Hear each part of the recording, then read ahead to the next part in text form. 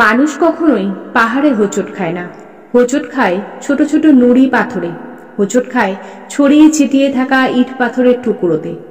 পাহাড়ের মতো বিশাল কিছুর সামনে আমরা সতর্ক থাকি, প্রস্তুত থাকি, কিন্তু সেই সামান্য অবহেলিত কিছুর জন্যই পড়ে যাই। জীবনের মতোই সম্পর্কের পথও এমনই। একটি সম্পর্ক, সেটা প্রেম, বন্ধুত্ব, দাম্পত্য কিংবা পারিবারিক, কখনোই বড় কোনো ইস্যুতে হঠাৎ ভেঙে পড়ে না।